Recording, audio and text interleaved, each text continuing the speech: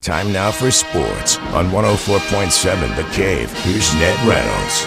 Mike, the intern, Ned Reynolds, we made it. Thank God. The Masters kicked off yesterday. Who's on the top? Well, it's tie. A tie between the defending champion Rory McIlroy and Sam Burns, who has been playing very well on the tour here in recent weeks. And they are both at 5 under par 67. That's pretty good for the first round at Augusta National. It's a tough course, Mike, and indeed very hilly and very tough to play. But to get 5 under is really good. And, of course, McIlroy won the thing last year. Kurt Kitayama, Patrick Reed, and Jason Day are all 3 under at 68 or 69, I should say.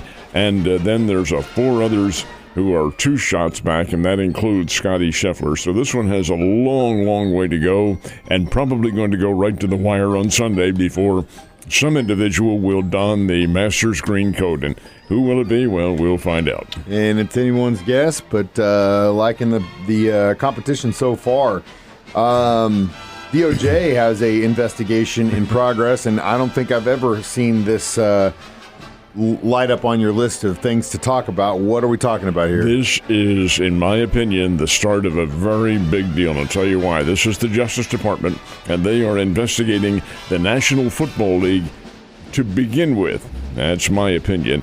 And the alleged situation is that the TV viewers are being forced to pay more for games that they can't find on TV. Thank you and hallelujah. Finally, somebody's responding. Now, the Federal Communications Commission last month issued a statement in which they said they'd had a number of complaints from individuals who can't find the telecasts. They're there, but they can't find them. And then when they do, they're paying more.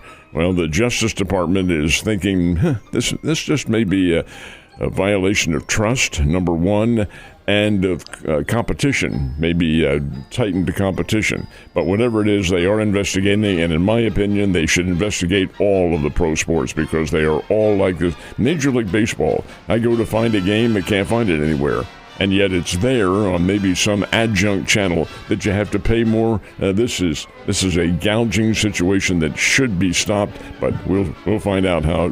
First of all, it's going to be the NFL, and we'll see how that works out. To me, it's kind of funny, though, at the same time, when you look at what's going on in the world and we have time to investigate whether we're paying too much to watch a sport. Thank you. Goodness gracious, snakes alive. Where is the Bears playing and Panthers going to play this Bears weekend? and Drury are both away. The Bears are already now in Newark, Delaware, not to be confused with Newark, New Jersey. Newark, Delaware is where the University of Delaware is, and it's in the northern part of the state, a very small town, a very, very nice town, too, I might add, about 10 miles south of Wilmington. But that's where the Bears will play the Delaware Blue Hens coming up this weekend in 3 games. This, of course, is Conference USA. The Drury Panthers will be in Kirksville, Missouri, to play Truman State, and that'll be a 4-game series, including a doubleheader tomorrow if the weather permits. But, in fact, the situation is this. These are big games as we are approaching midseason. The Bears, after this series with Delaware, come home for a Tuesday night game with Mizzou, and that's the return engagement. Missouri beat the Bears 5-2 last Tuesday night in Columbia. Now the Tigers come down here to play the Bears, and we'll find out what happens, and hopefully the crowd will be as big or bigger than it was when Arkansas was here. Yes, sir. Got to support those guys. Royals just could not get anything going against the White Sox yesterday. And this is a pitcher who I must admit I never heard of before. 31-year-older named Anthony Kay, K-A-Y, is on the hill, and this guy can best be described as a journeyman, and he throws over 6 innings of shutout baseball. The Royals lose the game to the Chicago White Sox 2-0, and Anthony Kay is the big story. I looked him up. Guy's a UConn product and pitched at University of Connecticut, but he's been around. He played in Japan. He's played for other major league teams, and like the Toronto Blue Jays.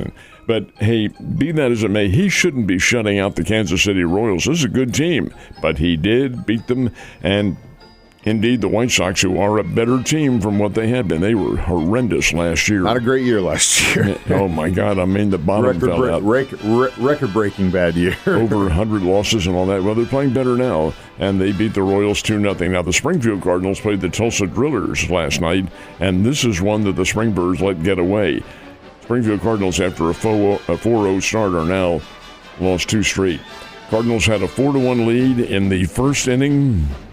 and they had the lead late in the game, only to see Tulsa tie it in the ninth inning at I guess it was 9-9, and then in the 10th inning, the Tulsa Drillers won it by a score of 12-9. And I think what's disappointing here for Springfield, although the season is very young, is that Urangelo Senja was the pitcher. Now, who is Urangelo Senja?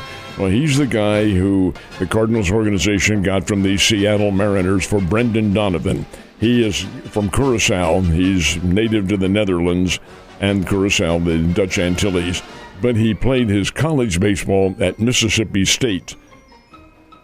he got some education down there, folks, I can tell you. Anyway, he got the start, and he got hammered pretty good. Gave up, I believe it was 6 runs in just a very short time out on the hill. There was an incident in the ballgame that's rather interesting. The Springfield Cardinals had 2 successful steals of home plate. Now, that doesn't happen very often in baseball, folks, but the Cardinals got them, but lost the game. 12-9, play again tonight, tomorrow night, and then Sunday afternoon. Back to the Royals-Sox game. I think also it could have been one of those situations, and you see it in baseball a lot, where a team does not know a pitcher and goes out, and they don't really have a whole lot on him, and they use that to their advantage. And I think yesterday was probably a good example of that. Could be. Men's basketball championship, how many people watched it? Well, the Nielsen rating system says over 18 million tuned in to watch Michigan play Connecticut on Monday night. It's pretty good. It is not the record. The audience actually peaked in the final portions of the telecast to around 20 million, and that frequently happens. You have people watching in bars and clubs and so forth. So, hey, how's that game going? Oh, it's close. Let's turn it over and watch it. Well, 18 million was the average, 18,300,000, and 20 million at the top point. But that's pretty good. And the TV ratings, considering the fact that TBS and True TV carried the games, and they are not exactly household headline names in television, still pretty good audience nonetheless. And I knew that it's going to be a look back in time when you bring your old dusty book of facts in here, which is just in your brain. What's the anniversary today? 61 years ago today. 61 years ago. That would make it April the 10th, 1965. 1965. Now get this, Mike. The season hadn't opened yet. It was an exhibition game, the final exhibition game for the Houston Astros. Now, why is it special? Well, it's because 47,000 people turned out for this exhibition game. It was the Houston Astros playing in the Astrodome. And the Astrodome was opening up for their first baseball games ever. They played the New York Yankees in an exhibition game. Now, your question is this: who hit the very first ever indoors home run in Major League Baseball? All right, you trivia fans, mark this one down now. Very first ever indoors home run. Of course, it had to be in the Astrodome, the only indoor stadium. Who was it? How about a fella named Mickey Mantle? Thank you, of the Yankees. He stuck one in the upper deck. Crowd loved it. Exhibition game. Hey, the way things go, man, that's part of baseball. Ned, you have a great weekend, and I will see you on Monday.